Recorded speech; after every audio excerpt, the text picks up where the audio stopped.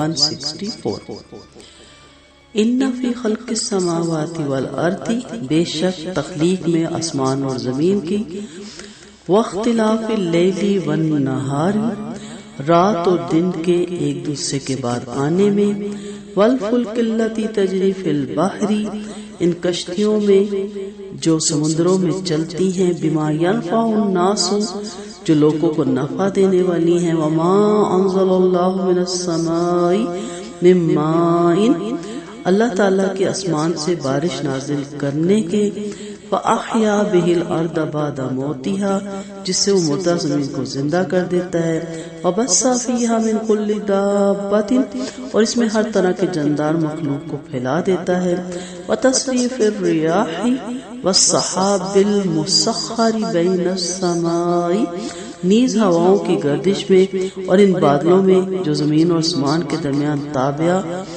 فرمان ہے، والارض بین السماء والارض لآیات لقوم یعقلون، بے شمار نشانیاں ہیں عقل رکھنے والوں کے لیے۔ پچھلی آیت میں اس سے اس کا ربط ہے کہ اللہ تعالیٰ نے بتایا غور و فکر کرنے والوں کے لیے کہ کس قدر اس میں کائنات میں تخلیق میں نشانیاں ہیں، اور یہ آیت دلالت کرتی ہے اس چیز میں وَإِلَٰهُكُمْ إِلَٰهٌ وَاحِدٌ، ہمارا الہ ایک الہ ہے۔ آیت نمبر 164 میں توحید باری پر 8 دلائل ہیں۔ اس آیت میں اللہ تعالیٰ نے غور و فکر کرنے والوں کے لیے 8 ایسے امور کا ذکر فرمایا جو اللہ تعالیٰ کے وجود پر اور اس کی لامحدود قدرت پر اور تصرف پر واضح دلائل ہے۔ مثلاً اتنا عظیم الشان آسمان بغیر ستونوں کے پیدا کرنا، اور زمین کو اس طرح بنانا کہ اس پر بسنے والی تمام مخلوق کی ضروریات پوری ہوں، پھر رات کا دن کا یکے بعد دیگر آنا جانا اور ان کے اوقات کا گھٹنا بڑھنا، پھر جہازوں کا بڑے بڑے تلاطم خیز سمندروں میں رواں ہونا، آسمان سے بارش برسانا جس سے مردہ زمین زندہ ہو جاتی ہے، ہر جاندار میں نسل کو بڑھانے کا سلسلہ قائم رکھنا، چاہے وہ چونٹی جیسی باریک چیز ہو، چاہے وہ ویل مچھلی جیسی کبیر چیز ہو۔ آپ جانتے ہیں نا کہ ویل مچھلی ایک وقت میں 23 ٹن یا 33 ٹن گوشت کھاتی ہے، من بھی نہیں ٹن۔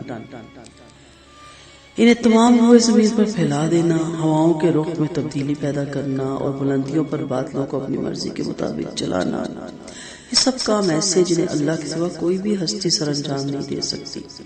پھر وہ کون سے کام ہیں جن میں اللہ تعالیٰ کو دوسرے دیوی دیوتاؤں کی ضرورت پیش آتی ہے، کیونکہ آگے اسی سے ریلیٹڈ آیتیں آ رہی ہیں۔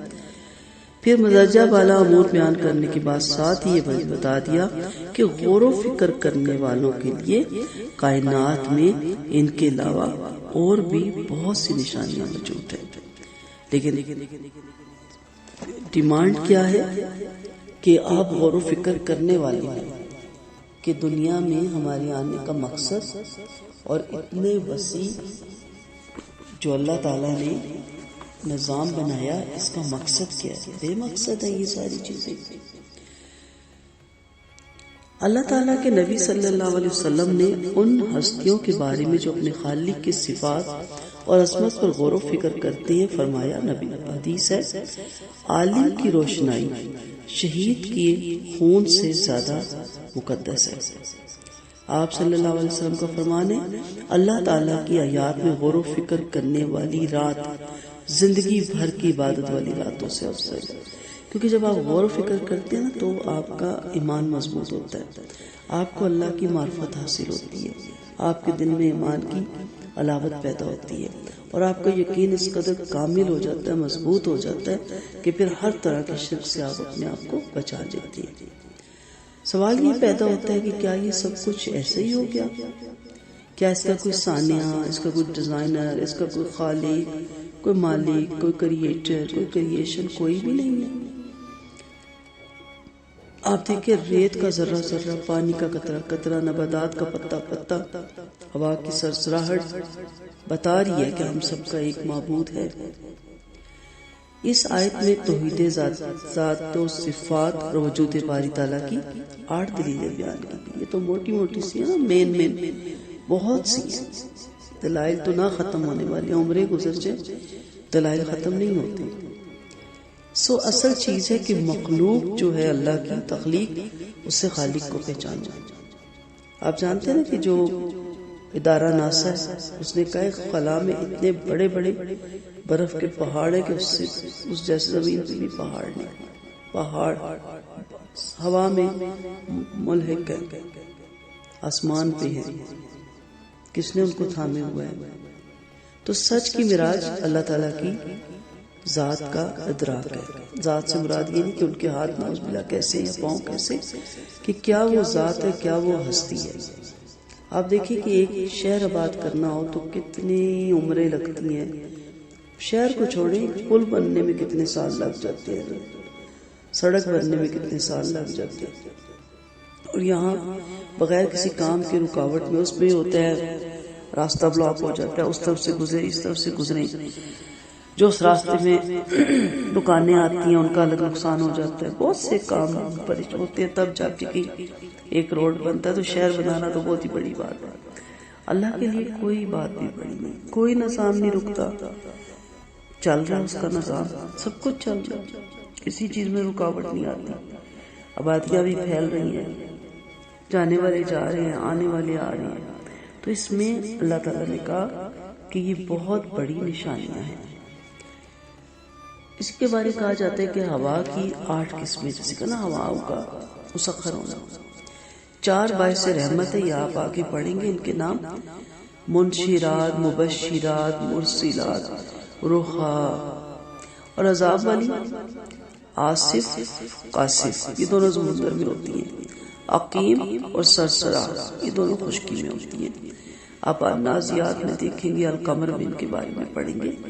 تو ہواؤں کی بھی اتنی قسمیں، اسی لیے قرآن کو کہتے ہیں کہ تھوڑا بہت عربی ٹیکسٹ کے ساتھ سیکھنا چاہیے تاکہ آپ کو تھوڑی سی اس کی پہچان ہو.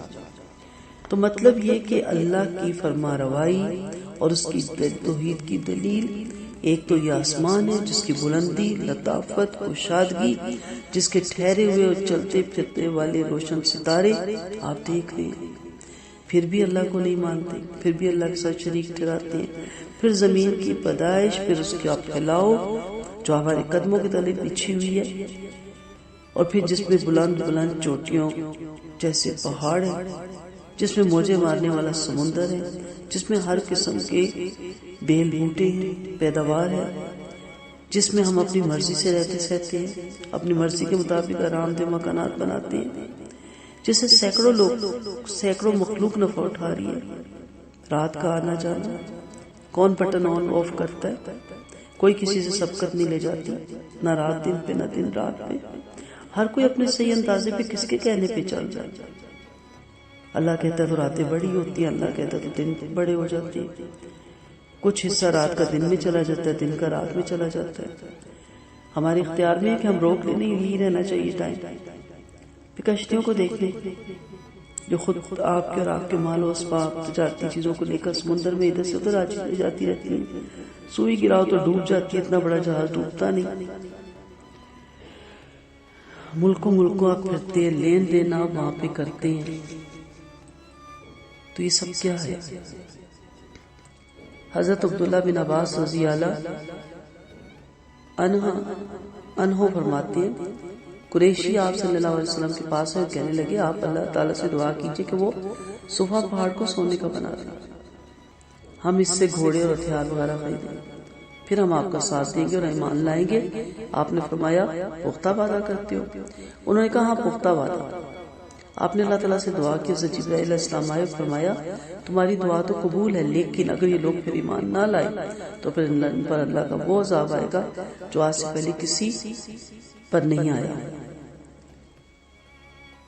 اس سے آپ صلی اللہ علیہ وسلم کانپ اٹھے اور عرض کرنے لگے نہیں اللہ تو انہیں یوں ہی رہنے دے، میں نے تیری طرف بلاتا رہوں گا. کیا جب آج نہیں کل اور کل نہیں تو پرسوں ان میں سے کوئی نہ کوئی تیری طرف جھک جائے. اس پر یہ آیت اتری کہ اگر انہیں قدرت کی نشانیاں دیکھنی ہیں تو کیا یہ نشانیاں کم ہیں؟ تو تو ہم بھی اسی طرح کے معجزات پہ واہ واہ کرتے ہیں، یہ بھی اللہ کے، یہ بھی کیا چیز، ذرہ ذرہ اس کا معجزہ ہے، اس کا ہر ذرہ اسی کی شان کی عکاسی کر رہا ہے۔ ہمارے بس میں تو اپنی سانس لینا بھی نہیں ہے، تو یہ قدرت کی نشانیاں ہیں، یہ کسی چیز سے کم نہیں ہے۔ ایک اور شان نزول میں پتہ چلتا ہے کہ جب آیت وَإِلَٰهُكُمْ اتری تو مشرکین کہنے لگے ایک اللہ تمام جہانوں کا بندوبست کیسے کرے گا؟ اس پر یہ آیت نازل ہوئی کہ وہ اللہ اتنی بڑی قدرت والا ہے۔ بعض روایتوں میں یہ بھی ہے کہ اللہ کا ایک ہونا سن کر انہوں نے دلیل طلب کی، جس پر یہ آیت نازل ہوئی اور قدرت کے نشان حائز ان پر ظاہر کیے گئے۔ تو اب مسئلہ یہ ہے لوگوں کا کہ وہ ایکسیپٹ نہیں کرتے، اور ان کے اندر ایک نیچر میں ہے کہ وہ چاہتے ہیں کہ ہمارے اور بھی بہت سے الہ ہوں جن کو ہم چڑھاوے چڑھائیں، جن کے آگے ہم ماتھا ٹیکیں۔ اگلی آیتوں میں سارا ذکر آ جائے گا، ہر آیت کا دوسری آیت سے بڑا گہرا ربط ہے، اس لیے جب تک اگلی آیت آپ تک نہیں آتی آپ اس پہ ضرور غور و فکر کریں کہ میری یہ انگلیاں، میری یہ زبان، میری یہ آنکھیں، یہ جو میں بول رہی ہوں زبان کا اندر باہر ہو جانا، یہ کس کے حکم سے؟ ماں کے پیٹ میں جنین کی حالت میں گہرے اندھیروں میں میرا ناک نقشہ بنانے والا کون تھا؟ کون وہ ذات تھا؟ مجھے عورت بنانے والا، مجھے مرد بنانے والا کون سی ذات تھی؟ وہاں کس کی مدد کی ضرورت تھی؟ کون اس کا شریک تھا؟ نعوذ باللہ، کوئی بھی نہیں۔ دنیا میں آنے کا، دنیا میں مجھے اس امت تک پہنچانے کا، میری تمام جملہ ضروریات کو پورا کرنے کا، یہ جو 5 وقت ہم کہتے ہیں رب العالمین، رب کیا ہے؟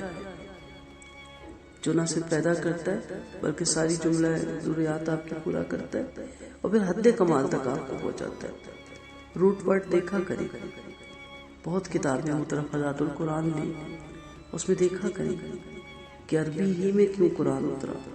یہ جو آپ 5 نمازوں میں، اور اگر آپ ماشاءاللہ اشراق پڑھتی ہیں، تہجد پڑھتی ہیں، صلاۃ و تسبیح پڑھتی ہیں، تو یہ کوئی 50 دفعہ آپ دن میں کہتی ہیں رب العالمین، رب ہے تو اس کو رب ماننا بھی ہے۔